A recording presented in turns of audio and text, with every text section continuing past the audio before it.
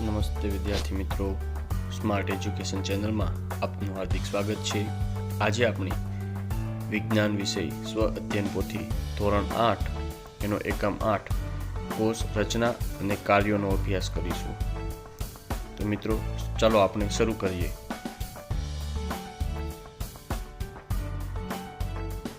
ખાલી જગ્યા પૂરો। 1. ખાલી જગ્યા ત્રાકાકાર રચના ધરાવે છે। તો એ સાચો જવાબ આવશે સ્નાયુ કોષો। 2. મનુષ્યનો ચેતાકોષ ખાલી જગ્યા આકાર ધરાવે છે। તો એ સાચો જવાબ આવશે લાંબા અને શાખિત હોય છે। 3. સજીવ કોષમાં સમગ્ર સંઘટકને ખાલી જગ્યા કહે છે। તો એ સાચો જવાબ આવશે જીવરસ। 4. કોષ રસ તેમજ કોષ કેન્દ્રની વચ્ચે પદાર્થોની અવર જવરનું નિયંત્રણ ખાલી જગ્યા કરે છે। તો એ સાચો જવાબ આવશે કોષ કેન્દ્ર પટલ। નીચેના પ્રશ્નો માટે યોગ્ય વિકલ્પ પસંદ કરી સાચા વિકલ્પ સામે ખરાની નિશાની કરો। 5. જુદા જુદા કોષોના કદ જુદા જુદા હોય છે। નીચે જણાવેલ કોષોને તેના કદના આધારે ચડતા ક્રમમાં ગોઠવો। તો અહીં રક્તકણ, બેક્ટેરિયા, ચેતાકોષ અને સ્નાયુકોષ આપેલા છે।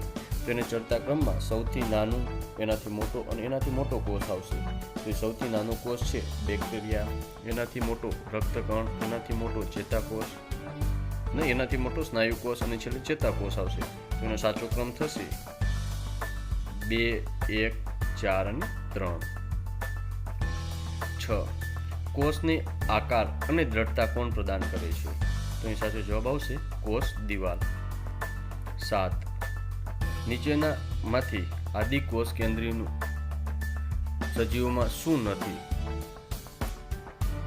7 નંબર, નીચેનામાંથી આદિ કોષ કેન્દ્રી સજીવમાં શું નથી? તો મિત્રો એનો સાચો જવાબ આવશે કોષ કેન્દ્ર પટલ નથી હોતું। 8. કોષ રસમાં રહેલી ખાલી જગ્યાને કયા નામથી ઓળખવામાં આવે છે? તો એ સાચો જવાબ આવશે રસધાની।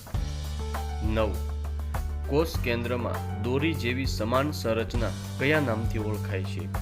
તો એ સાચો જવાબ આવશે રંગસૂત્ર। 10.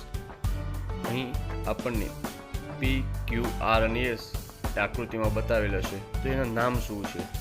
તો અહીં સાચો જવાબ P બતાવે છે આપણને કોષ રસ, પટલ અને કોષ કેન્દ્રની વચ્ચેની જેલી જેવા દ્રવ્ય સ્વરૂપે હાજર હોય છે।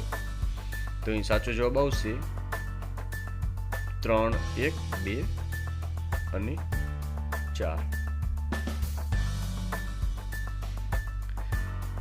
11.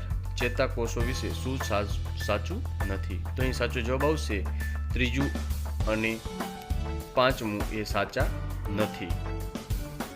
12. જોડકા જોડો। તો અહીં વિભાગ A અને વિભાગ B માં જોડકાઓ આપેલા છે। તો બેક્ટેરિયા સામે સાચું આવશે એ એક કોષી સજીવ છે, એટલે કે B। 2 કોષોનો સમૂહ, તો એ શું બનાવશે? પેશી, એટલે કે A। 3 માનવી, તો બહુકોષીય સજીવ છે, એટલે કે આવશે D। 4 પેશીઓનો સમૂહ, તો અહીં સાચો જવાબ આવશે અંગ બનાવે છે। નીચેના પ્રશ્નોના માગ્યા મુજબ જવાબ આપો। 13. કોષને સજીવોનો રચનાત્મક અને ક્રિયાત્મક એકમ કહેવામાં આવે છે, કારણ કે તો જેમ ઈંટો જોડાઈને ઇમારતનું નિર્માણ થાય છે, તે રીતે કોષો એકબીજા સાથે જોડાઈને સજીવ શરીરનું નિર્માણ કરે છે। તેથી કોષને સજીવનો રચનાત્મક અને ક્રિયાત્મક એકમ કહેવાય છે। 14. કોષના મૂળભૂત ઘટકો કયા કયા છે? તેનો જવાબ છે કોષના મૂળભૂત ઘટકો કોષ કેન્દ્ર, કોષ રસ અને કોષ રસ પટલ છે। 15. નીચે જણાવેલ કોષના ભાગોનું કાર્ય જણાવો। તો કે કોષ રસ, કોષ રસનું કાર્ય છે કોષ રસ તેમજ કોષ કેન્દ્ર કોષ રસ પટલ દ્વારા ઘેરાયેલ હોય છે। કોષ રસ પટલ એક કોષને બીજા કોષ તથા ઘેરાયેલ દ્રવ્યોથી અલગ કરે છે। કોષ રસ પટલ છિદ્રાળુ હોય છે તથા ભિન્ન પદાર્થોની કોષમાં અવર જવરનું નિયંત્રણ કરે છે। કોષ રસ એ કોષ રસ પટલ અને કોષ કેન્દ્રની વચ્ચે જેલી જેવી દ્રવ્ય સ્વરૂપે હાજર હોય છે। કોષના બીજા અન્ય ભાગો અથવા અંગિકાઓ જેવી કે કણાભસૂત્ર, ગોલ્ગી કાય, રિબોઝોમ્સ વગેરે કોષમાં આવેલા હોય છે. પ્રશ્ન 16. વર્ગીકરણ કરો. અમીબા, ઉંદર, પેરામિશિયમ અને ડુંગળી.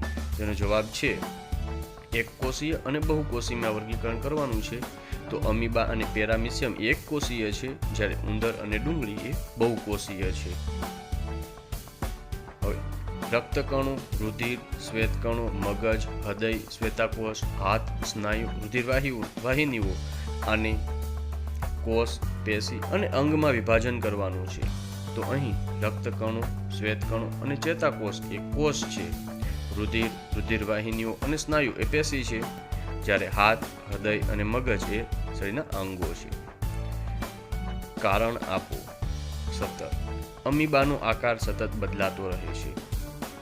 તેનો જવાબ છે અમીબા અનિયમિત આકારનું પ્રાણી છે. તે પોતાનો આકાર સતત બદલે છે. આ દરમિયાન તેની સપાટી ઉપર વિવિધ લંબાઈના પ્રવર્તો તરીકે ખોટા પગોનું નિર્માણ કરે છે અને તેના દ્વારા તે પોતાનો ખોરાક ગ્રહણ કરે છે અને તે હલનચલન કરે છે. 18. રીટાની આંખોનો રંગ તેની દાદીની આંખોને મળતો આવે છે. કારણ કે તો એ જવાબ છે કારણ કે સજીવોમાં આનુવંશિકતાનો એકમ જનીન છે. જનીન કોષ કેન્દ્રમાં આવેલા રંગસૂત્રો ઉપર ગોઠવાયેલા હોય છે.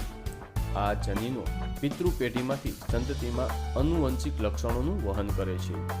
માતા પિતા જનીનો આનુવંશિક રીતે તેના સંતાનને મળે છે. તેથી રીટાની આંખનો રંગ તેની દાદીની આંખને મળતો આવે છે. 19. સામાન્ય રીતે વનસ્પતિના પર્ણો લીલા રંગના હોય છે. કારણ કે તેનો જવાબ છે પર્ણ કોષ રસમાં વેરવિખેર સંરચનાઓ આવેલી હોય છે. તેને રંજક કણ કહે છે. તે જુદા જુદા રંગના હોય છે. તેમાંથી કેટલાક લીલા રંગના હોય છે. તેને હરિત દ્રવ્ય કહે છે. આ લીલા રંગના રંજક કણને હરિત કણ કહે છે. તે પર્ણોને લીલો રંગ પ્રદાન કરે છે. તેથી વનસ્પતિઓના પર્ણો લીલા રંગના હોય છે. 20. ડુંગળીના કોષની નામ નિર્દેશવાળી આકૃતિ દોરો. તો અહીં ડુંગળીનો કોષ છે. એમાં કોષ કેન્દ્ર, કોષ રસ અને કોષ દિવાલની રચના બતાવેલી છે. ગાલના કોષની નામ નિર્દેશવાળી આકૃતિ દોરો. તો અહીં ગાલના કોષની નામ નિર્દેશવાળી આકૃતિ દોરેલી છે, જેમાં કોષ કેન્દ્ર પટલ, કોષ રસ, કોષ કેન્દ્ર અને કોષ રસ પટલ દર્શાવેલા છે. 22. વનસ્પતિ કોષ અને પ્રાણી કોષની તુલના કરો. તો અહીં કોષના વિવિધ અંગો આપેલા છે. તે વનસ્પતિ કોષ અને પ્રાણી કોષમાં હાજર કે ગેરહાજર હોય છે તેની આપણે તુલના કરીશું. કોષ રસ પટલ તે વનસ્પતિ કોષમાં હાજર હોય છે અને પ્રાણી કોષમાં પણ હાજર હોય છે. કોષ દિવાલ જે વનસ્પતિ કોષમાં હાજર હોય છે અને પ્રાણી કોષમાં ગેરહાજર હોય છે. કોષ કેન્દ્ર તો વનસ્પતિ કોષ અને પ્રાણી કોષ બંનેમાં હાજર હોય છે. કોષ કેન્દ્ર પટલ જે વનસ્પતિ કોષ અને પ્રાણી કોષ બંનેમાં હાજર હોય છે. કોષ રસ તે વનસ્પતિ કોષમાં હાજર હોય છે, પ્રાણી કોષમાં પણ હાજર હોય છે. રંજક કણ રંજક દ્રવ્ય જે વનસ્પતિ કોષમાં હાજર હોય છે જ્યારે પ્રાણી કોષમાં ગેરહાજર હોય છે. રસધાની જે વનસ્પતિ કોષમાં મોટી હોય છે જ્યારે પ્રાણી કોષમાં નાની હોય છે. તમારા શિક્ષકની મદદથી પાણીની ટાંકી અથવા ખાડામાં ભરાયેલ પાણીની લીલની સ્લાઇડ બનાવી માઇક્રોસ્કોપની મદદથી જુઓ. તેમાં દેખાતી આકૃતિ દોરો. તો અહીં આપણે જે લીલ છે સ્પાયરોગાયરા એની આકૃતિ દર્શાવેલી છે જે દોરવાની છે. 24. જાસૂદના પાંદડાઓને ધીમેથી કાપીને જુઓ.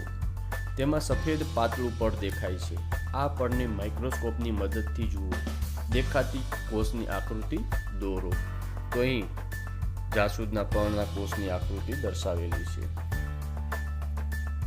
25. ડુંગળીનું પાતળું પડ લઈ તેની સ્લાઇડ તૈયાર કરી સૂક્ષ્મદર્શક યંત્રની મદદથી તેનું અવલોકન કરો. અવલોકન કરેલ કોષની આકૃતિ દોરો. તો એ મિત્રો આપણે ડુંગળીનો કોષની આકૃતિ દોરવાની છે. 26 જુદા જુદા રંગના પર્ણો એકત્રિત કરી તેના રંગ કયા રંજક કણને આભારી છે તેની શિક્ષક સાથે ચર્ચા કરી નોંધ તૈયાર કરો. તો જેમ આપણે વનસ્પતિના પર્ણનો લીલો રંગ એ હરિત કણને આધારે છે, તો એવી જ રીતે અલગ અલગ પ્રકારના અલગ અલગ રંગના પર્ણો એકત્રિત કરી અને અહીં આપણે તમારી પર્ણપોથી બનાવવાની છે અને કયા રંજક કણને આભારી છે એનો રંગ એ આપણે શોધવાનું છે. આભાર મિત્રો.